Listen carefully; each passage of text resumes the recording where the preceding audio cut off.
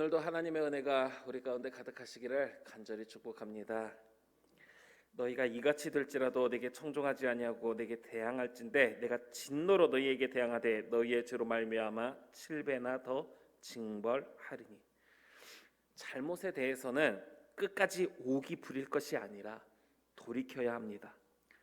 우리는 성경에서 끝까지 오기 부리던 사람을 보게 됩니다. 그게 누구입니까? 애굽의 바로 왕입니다.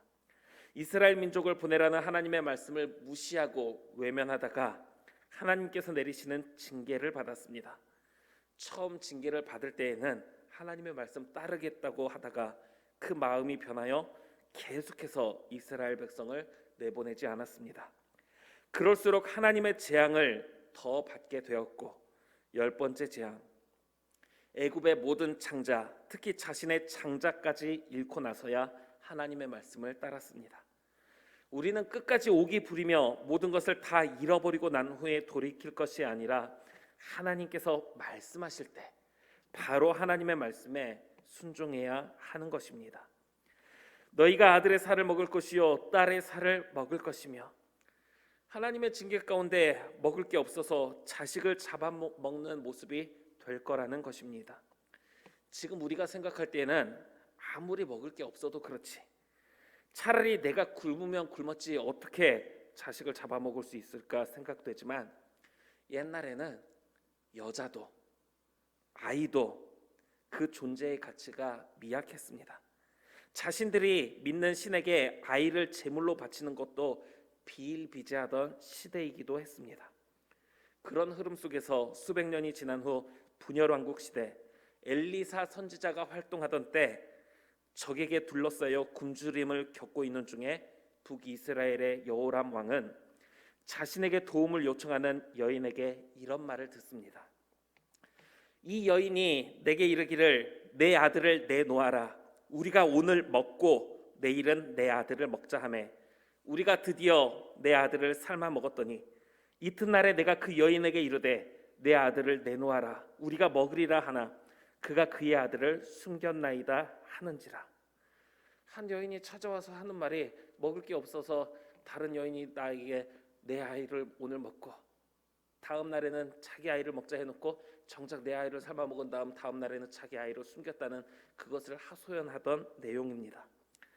죄를 회개하지 않고 끝까지 죄의 길을 가는 자에게 내리겠다던 하나님의 말씀이 이루어진 것입니다. 이뿐만 아니라 하나님께서는 끝까지 죄의 길을 가는 자들에게 하나님의 마음이 그들을 싫어할 것이며 그들의 성읍을 황폐하게 하고 그 땅을 황무하게 할 것이라고 말씀하셨습니다. 또한 내가 너희를 여러 민족 중에 흩을 것이요 내가 칼을 빼어 너희를 따르게 하리니 너희의 땅이 황무하며 너희의 성읍이 황폐하리라. 여러 민족 중에 흩으시며 성읍을 황폐하게 하신다는 것, 나라의 멸망을 의미합니다. 우리가 이제 쉽게 쓰면 안 될 만한 용어인데 과거에 많이 사용되던 단어가 있습니다. 그럴 바에 왜 사냐? 나가 죽어라. 그냥 호적을 끊어버리자. 진심이었겠습니까? 아마 심하게 화가 나서 내뱉은 말이겠죠. 그런데 하나님께서 진노하시는 것을 향해 화 좀 나서 저렇게까지 저주하겠다고 징계하시겠다고 하는 거구나. 화 좀 풀리면 괜찮아지겠지.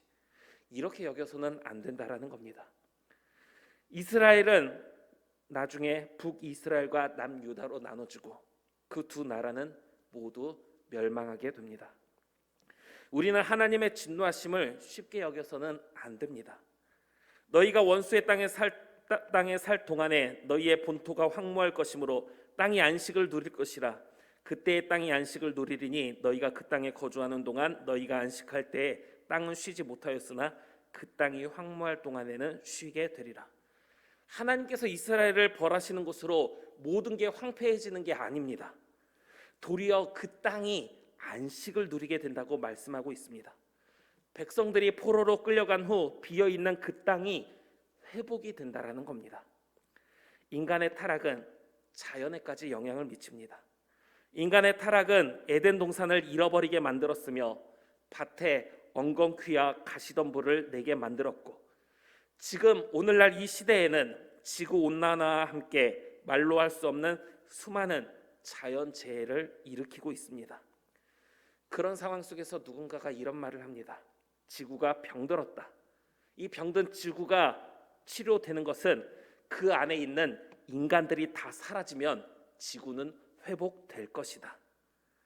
인간의 죄는 하나님께서 만드신 창조 세계를 잃게 만들지만 인간에 대한 하나님의 징계는 창조 세계를 회복시킵니다. 열매 없는 나무는 찍어버리고 그 자리에 열매 맺는 나무를 심는 것이 효과적입니다.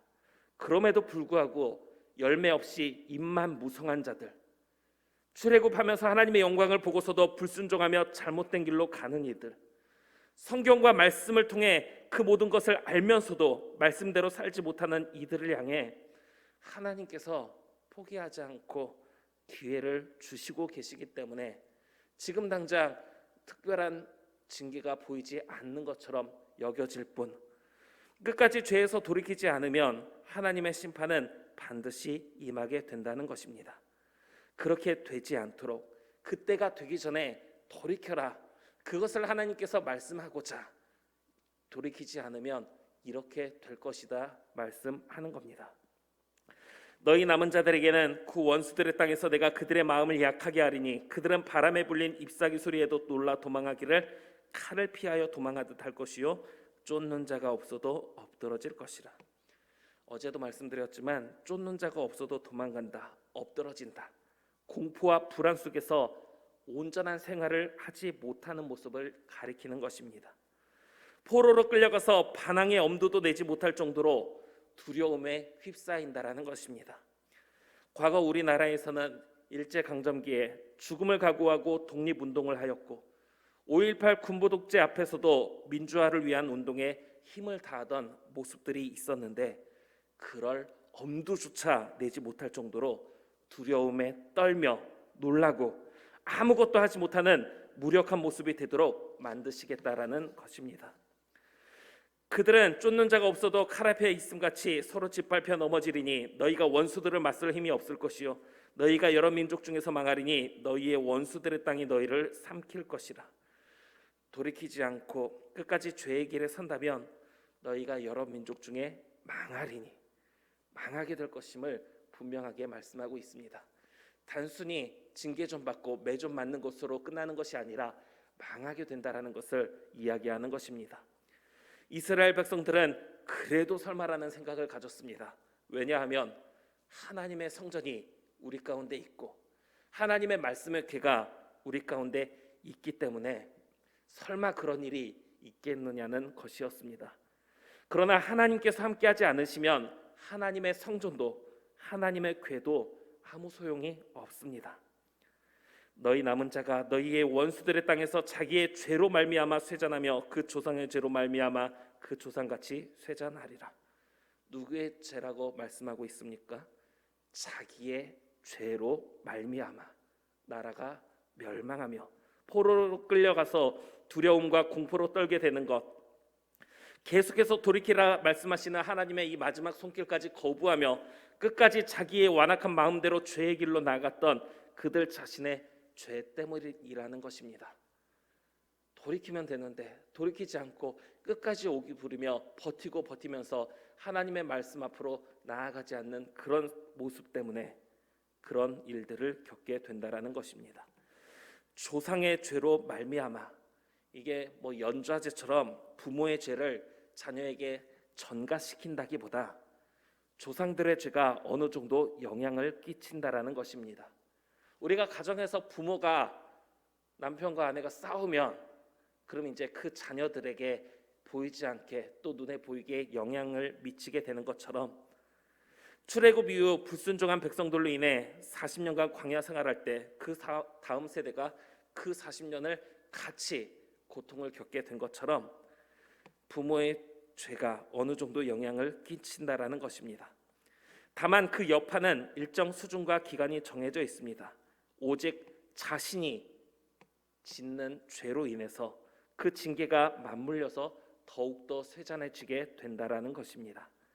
사랑하는 우리 기름교회 성도 여러분, 애굽왕 바로처럼 끝까지 버티고 버티다가 모든 것을 다 잃고 난 후에 돌이킬 것이 아니라 아직은 여유 있는 것처럼 착각하다가 갑작스럽게 경악할 만한 징계를 받게 될 것이 아니라 부끄러운 모습들에 대해 하나님께서 돌이키라고 말씀하고 계신다면 바로 돌이켜서 용서의 은혜를 받을 수 있는 저와 우리 성도님들 되기를 바랍니다.